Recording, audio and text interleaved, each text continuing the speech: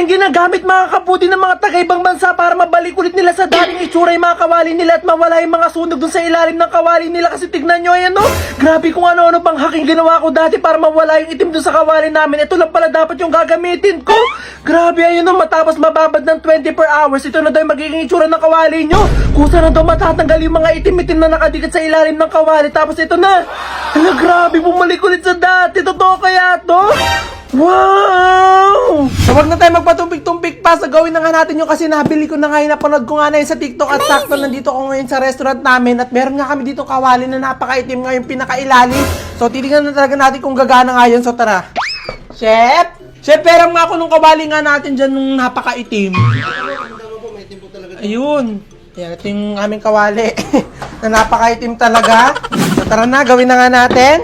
So buksan na nga natin itong nabili ko nga na to. So ito, hindi ka pwede bumili nito ng isang piraso, kaya bumili ako ng isang set na marami to. Meron tayo ditong 1, 2, 3, 4, 5, 6. 6 na piraso. Kung gagana talaga to, talaga marami akong kawali na mapapaputi.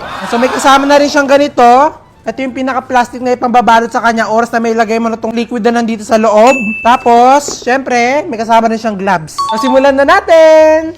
So ganito daw ito gawin. Ipipress mo itong liquid para mapunta siya dito.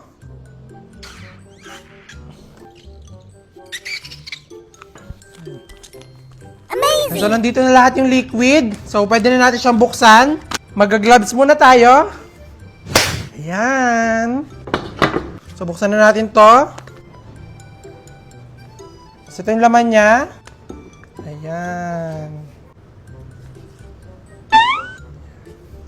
Para lang tong face mask, yung nilalagay ng mga nag-i-skincare kapag gabi, ganun. Pero, ang kakaibahan nga lang, sa kawali mo siya ilalagay. Laki pala.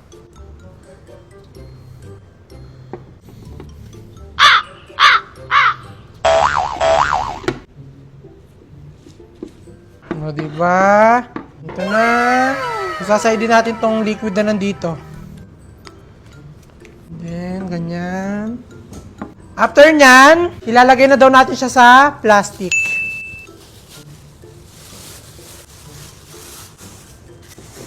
Amazing! Marot na daw natin siya dyan.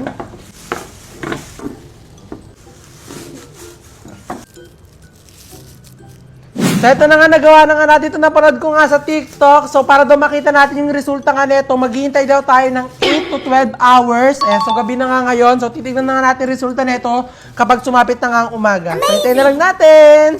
Totoo kaya to?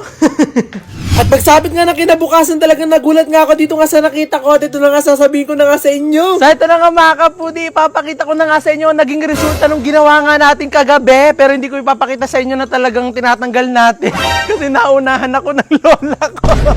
Yung ginawa kasi natin kagabi na naka-plastic kong kawali, nakalagay kasi siya dito sa lamesa. Tapos syempre, napansin siguro ng lola ko na merong kawali dito, hinugasan niya. At ito na yung naging itsura ng kawali na ginawa natin kagabi. Ayan!